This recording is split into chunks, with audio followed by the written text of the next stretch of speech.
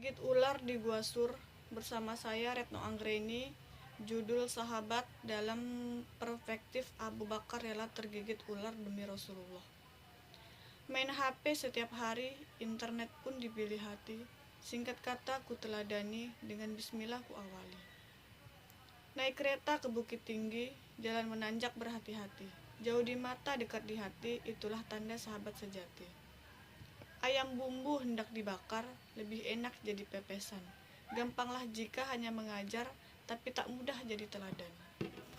Sinopsis: ia adalah orang yang merupakan sahabat Rasulullah Shallallahu Alaihi Wasallam yang sangat istimewa. Selain setia menemani Rasulullah, dalam dirinya juga menonjol sifat jujur dan bijaksana. Ia juga selalu berkata yang baik dan benar, sehingga dijuluki dengan asyidik, yang artinya yaitu orang yang jujur. Ia sangat jujur dalam mengemban amanah dan bertanggung jawab terhadap tugas yang diberikan. Sahabat semua yang berbahagia, kenapakah Abu Bakar itu? Bagaimanakah kisahnya? Untuk mengetahui cerita selengkapnya, mari kita dengarkan bersama-sama. Ia adalah seorang pelajar, pandai menulis dan membaca, serta menyukai puisi. Bahkan Abu Bakar diceritakan bisa menghadiri pameran tahunan di UKADS dan ikut berpartisipasi dalam simposium puisi. Ketika Rasulullah Shallallahu Alaihi Wasallam dikejar oleh kaum Quraisy yang berniat membunuhnya, lalu beliau meninggalkan kota Mekah diikuti oleh sahabatnya Abu Bakar. Abu Bakar begitu setia menemani Rasulullah sampai bermalam di gua itu. Rasulullah dan Abu Bakar pun bersembunyi di Gua Sur di Bukit Sur. Sebelum beliau memasuki gua, Abu Bakar sebagai orang gurun yang tidak akan mengerti bahwa tidak ada lubang dan bebatuan di gunung yang kosong. Pasti ada ular berbisa di lubang itu. Sayyidina Abu Bakar lalu masuk ke dalam gua, lalu menemukan lubang di sana. Beliau buka sandalnya, ditaruhnya kaki kanannya di mulut lubang itu agar Rasulullah terhindar dari serangan ular berbisa. Kemudian Abu Bakar mempersilahkan Rasulullah masuk ke dalam gua tersebut. Kemudian Rasulullah masuk dan berbaring di paha Abu Bakar. Rasulullah Shallallahu Alaihi Wasallam terkena angin sepoi-sepoi dan beliau kemudian tertidur. Ketika beliau tertidur, ketika itu pun Abu Bakar berusaha sekuat tenaga menahan bisa ular yang sudah mulai menjalar ke seluruh tubuhnya. Abu Bakar berkeringat dan diriwayatkan bahwa keringatnya sudah berisi darah.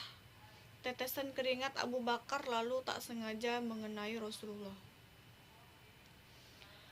Rasulullah, suara lembut, kamu menangis?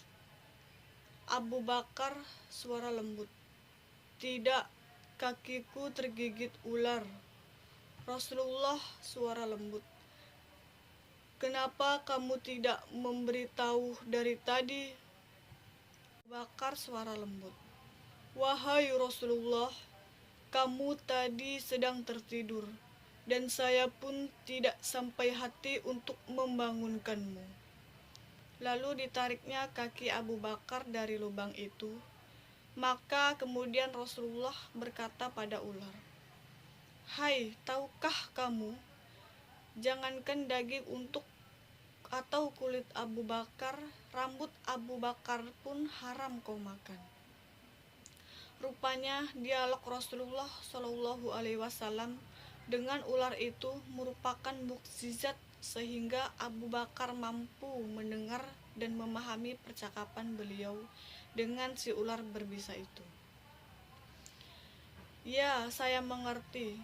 Lebih dari ribuan tahun yang lalu, kompilasi Allah mengatakan, barang siapa yang memandang kekasihku Muhammad fi ainil mahabbah atau dengan mata kecintaan, aku anggap cukup untuk menggelar di surga, kata ular.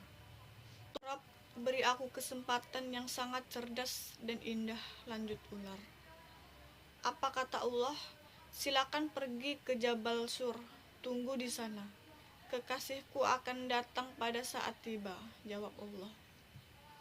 Tanpa menunggu waktu segera tiba, Rasulullah menemui kaki Abu Bakar dengan mengagungkan nama Allah Shallallahu Alaihi Wasallam. Rasulullah mengusap bekas gigitan ular berbisa itu dengan ludahnya. Dalam sekejap, rasa sakit itu hilang dan tak berbekas. Ini Gua Sur kembali dalam kesunyian. Abu Bakar yang bergantian beristirahat dan Rasulullah berjaga. Setelah peristiwa tersebut, Nabi Muhammad SAW dan Abu Bakar menetap dalam Gua Sur sehingga kembali melanjutkan perjalanan ke Yasrib. Rumah megah dari bata, pelayan banyak, rumah bersih. Tak dapat berjumpa kata, cukup sekian dan terima kasih.